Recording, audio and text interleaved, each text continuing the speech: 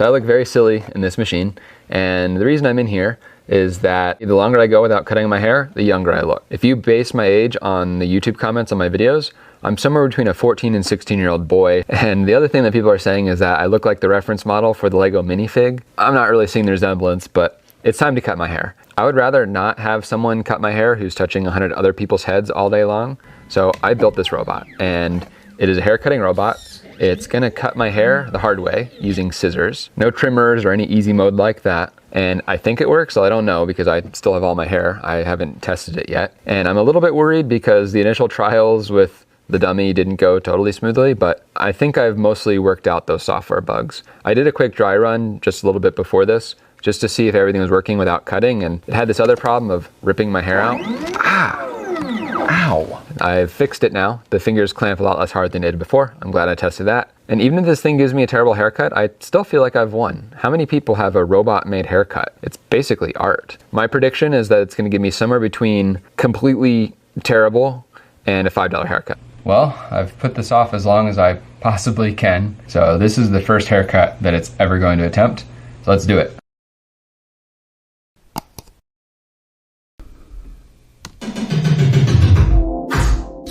So how about that weather? I don't know. I mean, I guess it's warm out. Oh wow, cool. You can tell from my face that I wasn't sure if it was completely wrecking my hair or not. I honestly was not sure if this was gonna work because it was a hard problem. So the hard part, even with the robot, is handling the hair. The hair wants to go all over the place, and what you need to do is separate out a very local chunk of hair, and you don't want to have any other hair trapped in that chunk. And so that's what a lot of the combing and finger work that stylists are doing. It's to separate out the hairs. I knew in my heart that trying to build a robot that works like a stylist to separate out hair was a bad idea. I still tried to do it that way initially. Before I go way off the deep end into the details, I need to take care of just a little bit of house and stuff. How about the sports team? I mean, I don't think there really are any right now, right? Oh wow, cool.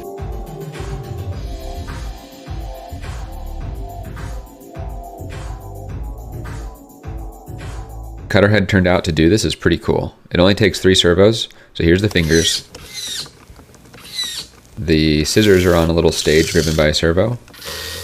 And then the scissors are actuated by another servo. So putting these things together, I can move the fingers, grab some hair, lift up, and then cut. Unfortunately, this wig hair it's like wire, so the scissors can't cut it. This is unfortunate because I wanted to test it on a wig, but it doesn't work, so I'm gonna have to be the first real haircut. This explains the sense of impending doom in the pit of my stomach.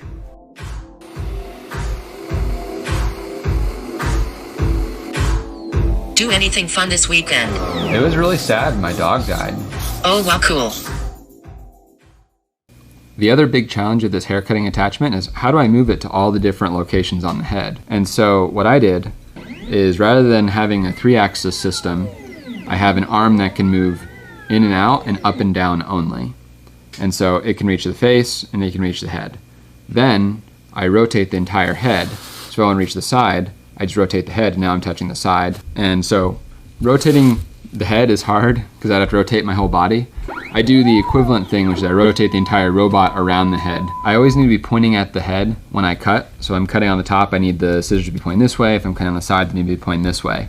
And so I added a whole extra rotational mechanism to the robot gantry to allow this. One other problem that I ran into that really annoyed me because it just made things way more complicated is that depending on where you're cutting on the head, you want the scissors to be going different directions. So when I cut the bangs, I want to be cutting across the head. I don't want to be cutting vertically. If I cut vertically, I'm going to end up with a diagonal sawtooth bangs, which is going to make me look like a complete idiot. So I added a whole new axis to my robot that allows me to rotate the cutter head. This machine is made with a bunch of different techniques. The first is plasma cut and folded sheet metal. You can see the plasma cutters drawing these marker lines, and that's so I can bend the parts very accurately so that they fit together later. Some of the plasma cut parts are spot welded together, and you can see I'm using little access ports so that I can reach the spot welds inside this thing. There was only one machine part, and that was because I was able to 3D print pretty much everything. This was great because they're complicated shapes which have been very difficult to make. Everything is built on top of this giant bearing, which is what my head goes through. And then there's a simple 2-axis gantry. I need to cut a hole in a sheet of plywood, which this CNC router I just got would be perfect for, but it's not set up, so I had to make a tool to do it. Using your tools to make new tools is one of life's great pleasures anyway, so it was fun. And then everything rides in this stand I built, which bolts to my workbench. So electrically, there's really not that much interesting. There's 4 big stepper drivers, which are responsible for controlling the different motors. There's a microcontroller, it's a teensy, that's running the show. It's communicating with the computer for receiving commands and all that stuff. It is a giant mess, but there's nothing like a good facade to give the impression that everything is okay. All right. How you feeling? I'm a mess. I mean, I am good, thanks. How are you? Can't beat a facade.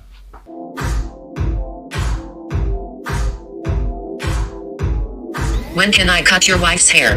It's not gonna happen. Trust me, I tried. All right, what if I give you a haircut that is a superset of another haircut that you want? Then, if something goes wrong, we can cut your hair down to that other haircut.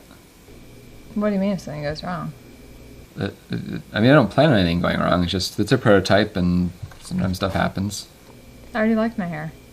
But come on, it's important. It's for humanity. Humanity again? Yeah, there's all these people stuck at home in quarantine, and they want to look good. How does getting my haircut help? It just does. That doesn't make any sense. Just put your head in the robot. It's that easy. You just put it in, and it'll cut it. My analysis is that you've made yourself into the man who cried wolf. Even if you really mean well, you're not going to be able to convince. Where did that come from? Oh, wow, cool. One of the big challenges of getting this robot to work is that it needs to know where my head is in order to cut the right length. If my head is here, it's going to cut a different length than if my head is here. Your head moves around a good bit, and I'd rather not have every little movement that my head does baked into my haircut. I spent way too much time trying to get this depth camera working. So this is an Intel RealSense depth camera, and what I was doing is doing facial recognition to find where my head is, and then combining it with the depth data to figure out where my head is in 3D space. But there is a really big problem with this, which this camera is completely blocked by this stand a lot of the time. Even when it's not directly in front of it, it really blocks it. And I could maybe deal with that, but it makes the software so much more complicated. I just didn't think it was worth it. What I ended up doing is I put a little switch on these fingers, and this allows me to move and sense when it hits my head.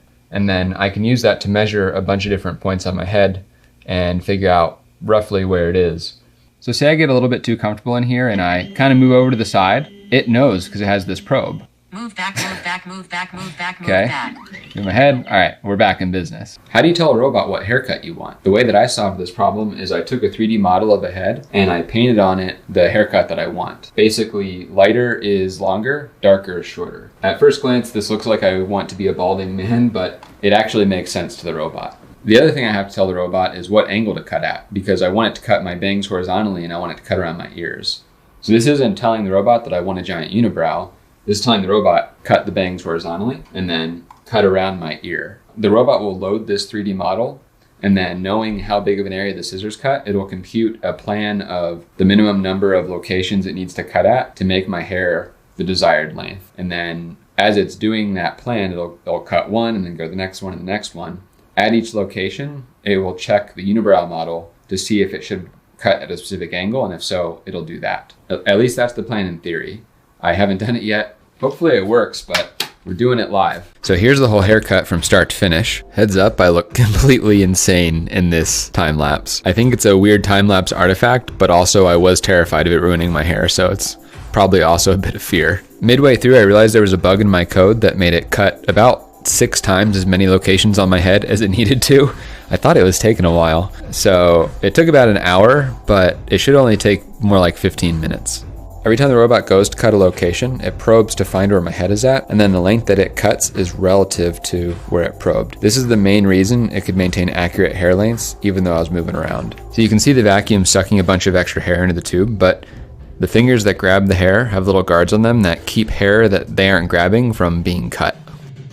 Making this robot hit the desired location on my head was pretty hard. Not only does it have a bunch of joints that are somewhat challenging to compute where the heck the scissors are going to go, my head is moving, and then the design of the robot doesn't allow it to approach my head from all possible angles. I have to find the best achievable angle that the robot can do. I have a suspicion my math isn't always correct, but thankfully my hair all turned out the right length. All right, the cut is done. What did the salon's first customer have to say? All right, 2 out of 10, not great. 0 personality, I can believe that. Top and sides are cut well, nice, nice. But it gave me a mullet. What? The robot cut the hairs that it could reach really well. but there's two problems. The first is it can't get close enough to my ears, so I have all this hair right by my ears that's really long. That should be pretty easy and fast to clean up. But the big problem is it gave me a robotically perfect mullet. So it just couldn't get quite low enough to cut the last maybe inch of the back of my hair. I had planned to have it rotate, which drops it by about an inch, maybe an inch and a half, but the scissors interfere with the stand and it just couldn't do it. So I said I thought it was gonna give me a $5 haircut. I think that was right. I think even for $5, they don't normally give you a mullet. Man, thank goodness I didn't prank my wife with this machine, because I had to just go give her a pair of scissors and ask her to fix my hair. I'm actually really happy it gave me the mullet. There's just something deeply satisfying about a robot giving me a perfect mullet. All she did was cut those off. She didn't touch the top at all. And overall, I'd say it's really not bad. I checked some of the lengths. They seem right on. And I'd pay $5 for this haircut. I don't get another shot at cutting my hair for a month or two, but I think I might try to upgrade this to cut closer to the ears, to not generate perfect mullets, and then maybe also add a trimmer or something like that so that it can do the neckline for me. So hopefully you enjoyed this. It was a fun project. Thanks for watching.